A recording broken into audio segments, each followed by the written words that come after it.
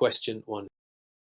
When faced with fluctuating suction pressure in a commercial walk-in freezer, Mr. Castillo, an experienced HVAC technician, suspects a potential issue with refrigerant metering. Upon inspection, he finds the thermal expansion valve (TXV) bulb poorly mounted and exposed to ambient airflow rather than tightly strapped to the suction line. What is the most likely consequence of this improper bulb placement? A. Compressor overheating due to high superheat. B. Flooding of evaporative coil causing oil washout. C. Erratic compressor cycling due to false sensing. D. Short cycling due to high discharge pressure. Answer. Correct answer. C. Erratic compressor cycling due to false sensing. Explanation. A HVAC bulb must be tightly attached to the suction line to correctly sense temperature. Improper placement leads to inaccurate superheat control, which causes erratic refrigerant flow and unstable compressor operation. According to ASHRAE Guideline 3.2016, bulb positioning is critical for accurate thermal response. Misplacement allows ambient air to sensing, leading to rapid, unintended compressor cycling, not directly high discharge pressure or flooding. Question 2. To illustrate this point, consider that an HVAC system in a high-rise office uses a chilled water loop for cooling. The maintenance team reports uneven cooling and complaints from perimeter offices during peak afternoon loads. A senior engineer is called to perform an air and hydronic balance. Which underlying principle must guide the diagnosis to ensure balanced system performance? A. Ensuring high supply fan speed to overcome pressure loss. B. Matching coil valve sizing to load demand variations. C. Equalizing total pressure drop across all terminal units. D. Increasing chilled water temperature to avoid coil freezing. Answer. Correct answer. C. Equalizing total pressure drop across all terminal units. Explanation. System balancing involves adjusting flow so each terminal unit receives its designed flow rate. Uneven pressure drops create imbalance and discomfort. ASHRAE Handbook, HVAC Systems and Equipment, Chapter 59, highlights the importance of matching total pressure losses across terminal units. Increasing fan speed or coil valve sizing doesn't address systemic imbalance. Equal pressure drops ensure consistent flow distribution. Question 3.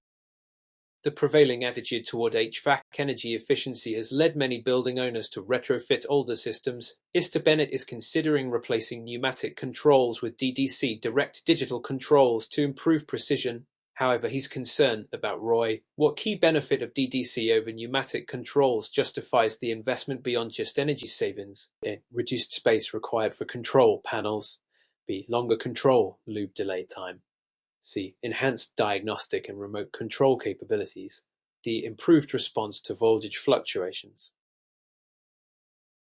Answer. Correct answer.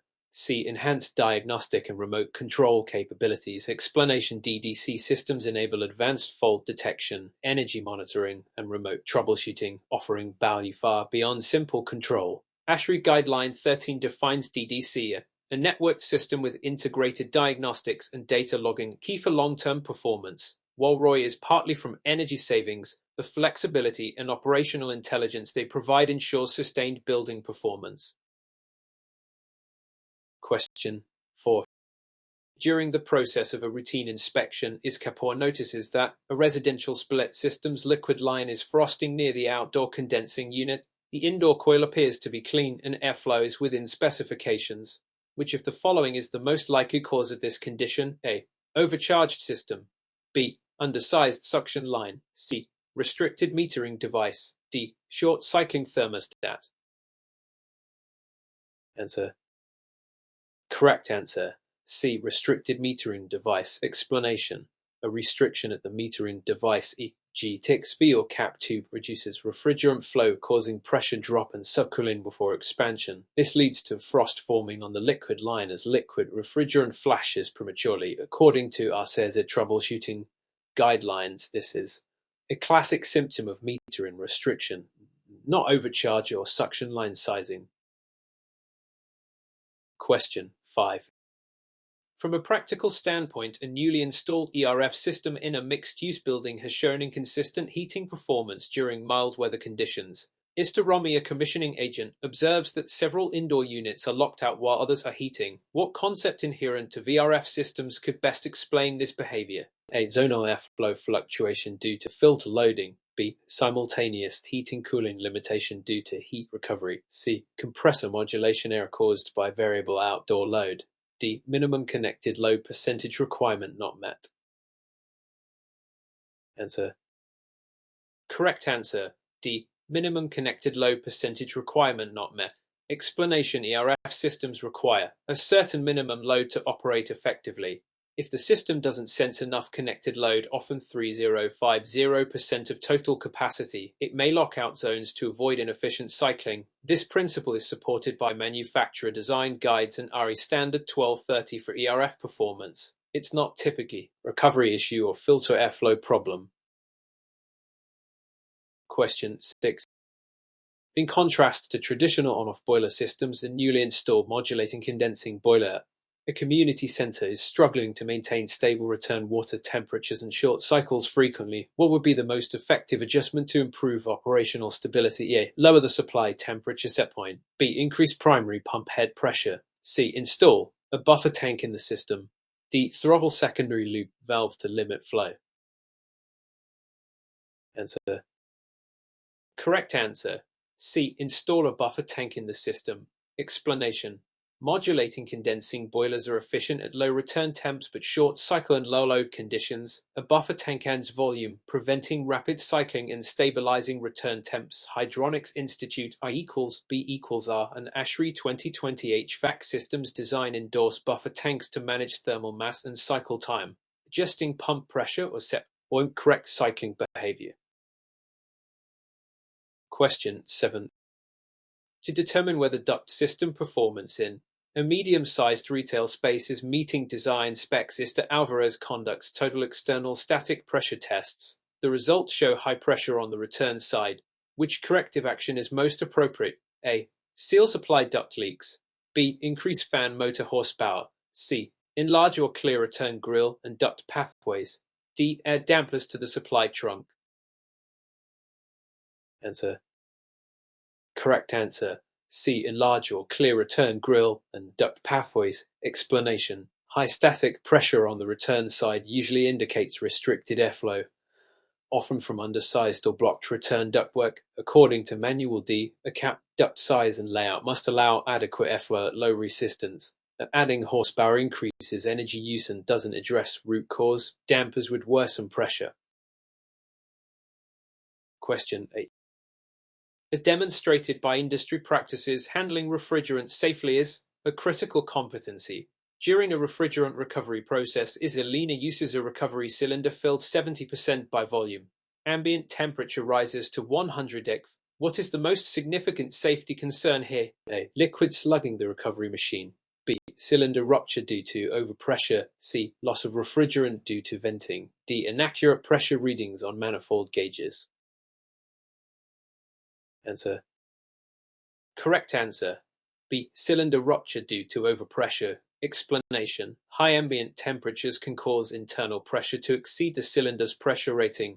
EPA 608 and .49 CRS .301 require cylinders to be filled no more than 80% by volume to prevent rupture. Exceeding safe fill levels, especially in heat, is extremely hazardous and illegal. The primary risk isn't liquid slugging or gauge inaccuracy. Question 9. With the advent of smart diagnostic HVAC tools, Istagen uses Bluetooth-enabled sensors to verify superheated cooling values on a heat pump. He notices abnormally low subcooling despite normal pressures. What is the most likely cause of this condition in cooling mode? A. Faulty outdoor fan. B. Non-condensable gases in system. C. Overcharged refrigerant. D. Undersized evaporator coil. Answer. Correct answer. B. Non-condensable gases in system. Explanation: non-condensables, like air, reduce condenser efficiency, preventing full refrigerant condensation, which lowers subcooling despite normal head pressure. ASHRAE standard 147 warns against air contamination in sealed systems, which leads to erratic performance. An overcharge increases subcooling. A faulty fan would raise head pressure. Question 10. under the assumption that a residential hydronic system experiences frequent air noise and uneven heating across zones, Nash performs diagnostics and identifies air pockets within the piping. The system has an automatic air vent at the boiler but still faces problems. Which action would most effectively address this issue? A. Replace the pressure relief valve. B. Install a high point air separator. C. Reduce water temperature to below 130°. D. Add glycol-based antifreeze. Answer. Correct answer.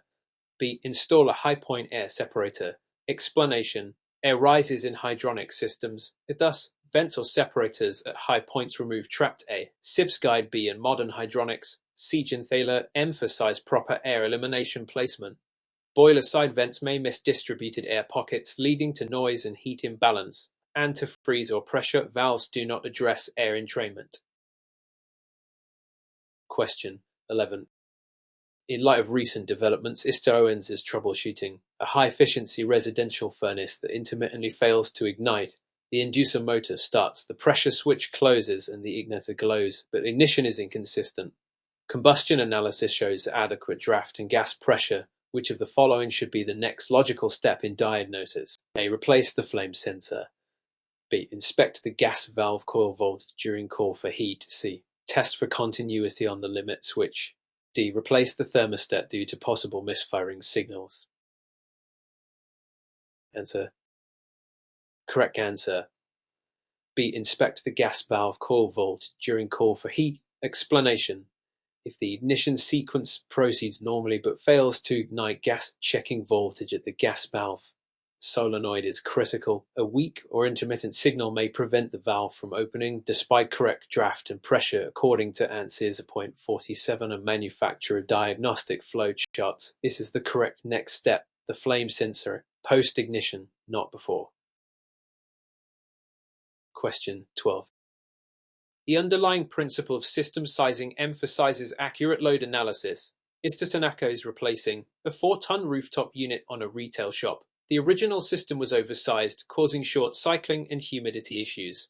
Which guideline best supports the use of manual J or N for accurate sizing? A. To allow future capacity expansion. B. To minimize duct modifications. C. To ensure optimal latent heat removal. D. To comply with EPA refrigerant transition policy. Answer. Correct answer. C. To ensure optimal latent heat removal. Explanation. Oversizing reduces runtime and limits latent moisture control, leading to indoor air quality issues. A manual J, residential, and manual N, commercial, ensure appropriate sizing based on built-in envelope, occupancy, and internal loads. Latent load mismanagement is the common result of oversizing, not duct or EPA issue. Question 13. Based on the information gathered from a boiler maintenance report, Delgado observes significant scale buildup in a heat exchanger, reducing heating efficiency. The system uses municipal water with high mineral content. What is the best long-term solution to mitigate future scaling issues? A. Lower the system water temperature below 140°. B. Flush the system annually with chemical cleaner. C. Install water softening or treatment system. D. Increase system pressure to reduce boiling. Answer. Correct answer. C. Install a water softening or treatment system. Explanation. Hard water causes mineral scale, especially at temperatures 140°.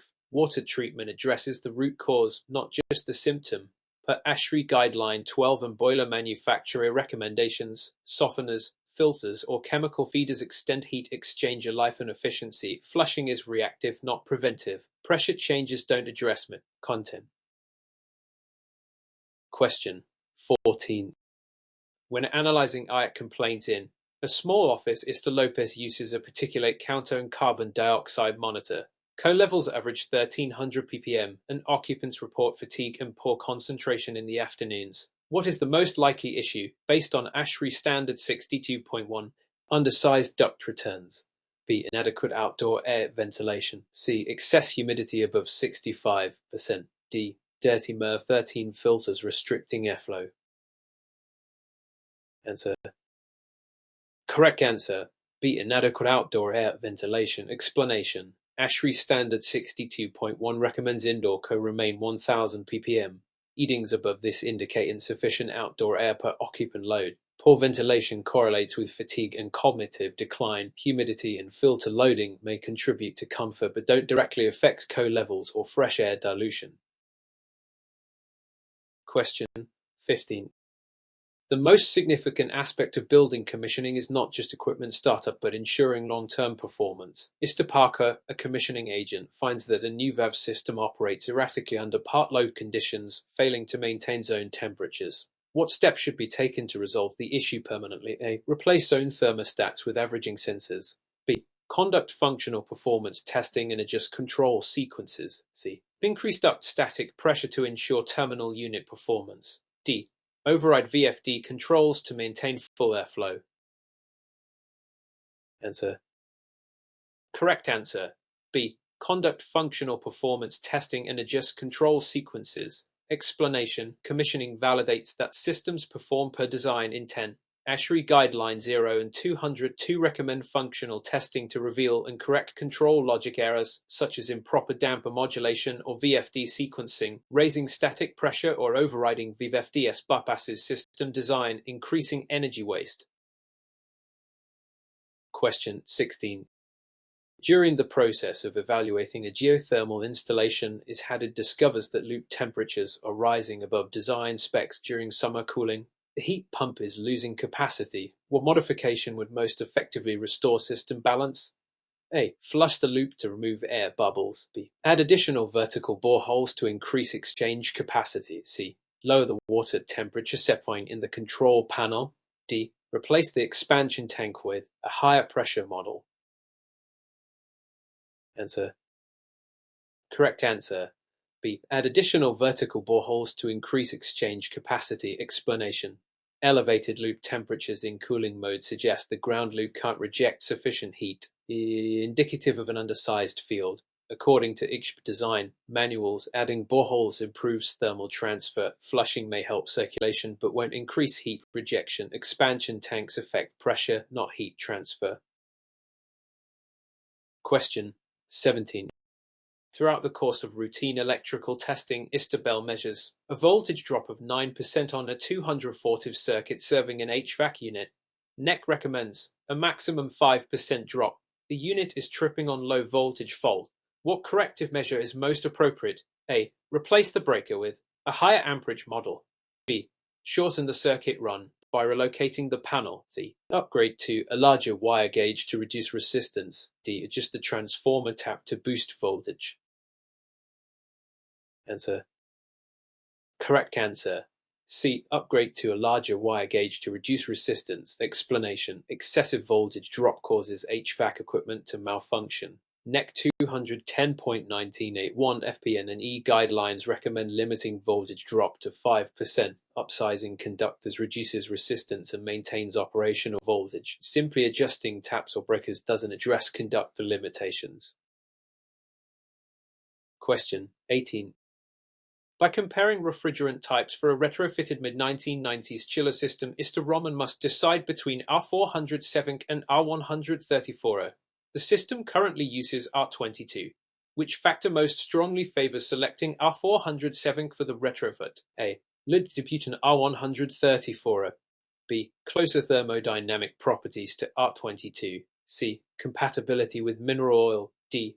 Better performance at extremely low ambient temps. Answer. Correct answer. B. Closer thermodynamic properties to R22. Explanation. R407 mimics R22's pressure-temperature relationship, making it suitable for drop-in retrofits with PO oil change. It's not mineral oil compatible like R134. While both are HFCS with modded DBUS, R407 offers performance and system design similarities that simplify conversion per guideline. Question 19. Examining the consequences of incorrect airflow settings, Mr. Singh evaluates a VAV system where supply airflow exceeds design by 25%. Occupants report drafts and noise. What is the most appropriate solution to this issue? A. Lower the fan curve by adjusting VFD settings. B. Install diffusers with higher NC ratings. C. Increase supply air temperature. D. Use turning vanes to redirect airflow. Answer. Correct answer A. Lower the fan curve by adjusting VFD settings. Explanation. Overventilation wastes energy and causes comfort issues. Adjusting the VFD to match design airflow corrects the issue at its source. According to ASHRAE 90.1 and 62.1, systems must meet but not significantly exceed airflow set points. Vanes or diffusers treat symptoms, not the root cause. Question 20. Looking at the data on seasonal performance, is Fontaine reviews an energy management system that shows unusually high energy use by the reheat coils in a valve system. Supply air is consistently at 55 degrees. Which control strategy adjustment could most effectively reduce reheat energy waste? A. Low cooling coil discharge air temp. B. Enable supply air temperature reset. C. Increase minimum airflow set point. D. Use parallel fan powered terminal units. Answer. Correct answer. B. Enable supply air temperature reset. Explanation. Maintaining a constant 55 deg supply forces terminal reheating during partial load conditions. ASHRAE 90.1 and Energy Best Practices recommend SAT reset strategies to raise temperature during low loads, reducing reheat energy. Parallel fan-powered units add complexity but don't solve root issue. Question 21. When evaluating the merits of a split-system heat pump installed in a northern climate, Mr. Graham notes frequent defrost cycles during cold weather. The unit uses a demand defrost strategy, but occupants report indoor temperature fluctuations. Which design consideration best mitigates indoor comfort issues caused by defrost cycles? A. Installing auxiliary electric heat to supplement heating during defrost. B. Increasing the defrost frequency to prevent frost buildup. C. Reducing outdoor coil surface area to minimize frost accumulation. D. Raising the compressor speed during defrost to maintain output. Answer. Correct answer A. Installing auxiliary electric heat to supplement heating during defrost. Explanation. Demand defrost cycles reverse refrigerant flow to melt frost, temporarily suspending heating output. Auxiliary electric heat maintains indoor comfort during this interval. ASHRAE Handbook. HVAC applications recommends auxiliary heat in cold climates to offset this thermal lag. Increasing defrost frequency wastes energy. Coil size and compressor speed have limited impact on defrost duration. Question 22. In the context of troubleshooting an HVAC system with an oversized condenser fan motor causing premature bearing failure, is Chen reviews motor data and operational environment. What is the most probable cause of this failure? A. The motor is operating under insufficient voltage. B. The motor is running at higher RPM than design. C. The fan blade imbalance causing excessive vibration. D. The motor is overloaded due to mechanical binding. Answer. Correct answer. C. The fan blade imbalance causing excessive vibration. Explanation. Excessive vibration from an unbalanced fan causes bearing wear. According to NEC Article 430 and NEMA MG1, vibration is a leading factor in motor bearing failure. Voltage issues or overload typically cause thermal problems, not bearing wear directly. RPM mismatches affect efficiency but don't cause bearing damage. Question 23. Under the assumption that an HVAC technician Mr. Dyers encounters a refrigeration system with abnormal high head pressure and low suction pressure during operation with ambient temperature within normal limits, what is the most likely underlying issue? A. Dirty condenser coil restricting heat rejection.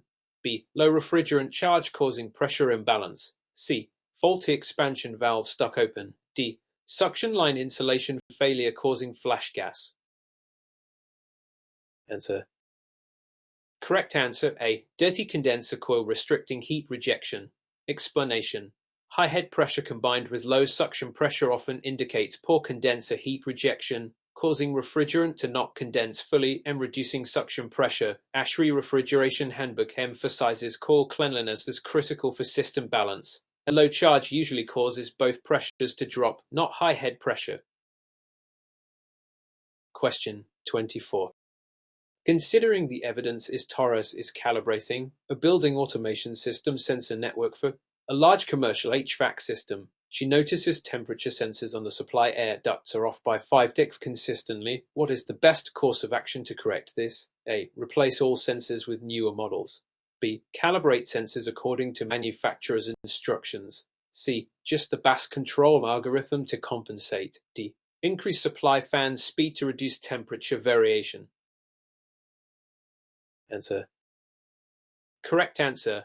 B. Calibrate sensors according to manufacturer's instructions. Explanation. Sensor calibration ensures accurate measurements vital for BAS efficiency. Per ASHRAE Guideline 13 and manufacturer specs, recalibration restores accuracy and avoids compensatory errors. Replacing sensors is costly and unnecessary if calibration fixes the issue. Fan speed affects airflow, not sensor accuracy. Question 25.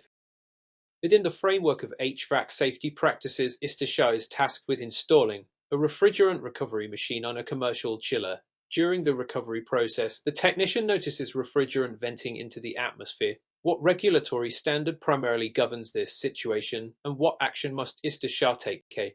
OSHA 29 CFR 1910. Halt operation and notify safety officer. B. EPA Clean Air Act Section 608. Immediately stop venting and repair leaks. C. NEC Article 440. Replace electrical components to prevent leaks. D. ASHRAE Standard 15. Increase ventilation in mechanical room. Answer. Correct answer. B. EPA Clean Air Act Section 608. Immediately stop venting and repair leaks. Explanation. EPA Section 608 prohibits intentional refrigerant venting during service or disposal. Technicians must immediately stop and repair leaks per EPA regulations to prevent environmental harm. OSHA focuses on worker safety, NEC on electrical safety, and ASHRAE 15 on refrigerant safety but not venting legality. Question 26. Across different scenarios, Mr. Sullivan compares static pressure losses in duct systems with and without flexible ductwork. He notes increased resistance in sections with flex ducts. What is the best explanation for this observed pressure loss? A. Flex ducts have inherently smaller cross-sectional areas. B. The corrugated interior surface of flex ducts increases friction. C. Flex ducts are more susceptible to thermal expansion. D. Improper sealing at connections causes pressure loss. Answer. Correct answer. B. The corrugated interior surface of flex ducts increases friction. Explanation. The ridged inner surface of flexible ductwork increases turbulence and friction, raising static pressure losses compared to smooth metal ducts. A CAM Manual D states flex duct friction losses are often 2-3 times higher. Cross-sectional area is generally the same. The thermal expansion affects length, not pressure. Sealing affects leakage, not friction loss. Question 27. When faced with a chilled water system exhibiting low delta T syndrome, ISTSHA investigates possible causes. The chilled water temperature difference between supply and return is only 2 deg. The design calls for 10 deg. Which corrective action is most appropriate to address this? A. Increase chilled water flow rate. B. Decrease chilled water flow rate. C. Increase chilled water supply temperature. D. Reduce cooling load by adjusting thermostat settings. Answer. Correct answer. B. Decrease chilled water flow rate. Explanation. Low delta T syndrome usually results from excessive flow causing insufficient heat extraction per pass. Reducing flow increases delta T and system efficiency. ASHRAE HVAC Systems Handbook advises flow adjustments before temperature changes. Increasing flow further worsens the problem. Question 20. The common thread among refrigerant handling best practices involves strict adherence to EPA Section 608. Mr. Patel is recovering refrigerant from an R400 Tina system using an older recovery machine. What is a critical requirement for the machine's certification under EPA rules? A. Ability to recover 90% of the refrigerant charge. B. Capability to recover refrigerant to 0 sig. C. Compatible with an HEFC refrigerants. D. Equipped with an oil separator. Answer. Correct answer. B. Capability to recover refrigerant to 0 sig. Explanation. EPA 608 requires recovery machines to evacuate refrigerant to atmospheric pressure or lower 0 sig, ensuring near complete recovery. Machines must also be certified for specific refrigerant types including HFCs like R400 TINA. Oil separators improve machine efficiency but are not mandatory certification criteria. Question 29. In what ways can proper placement of pressure gauges on refrigeration systems affect diagnostic accuracy?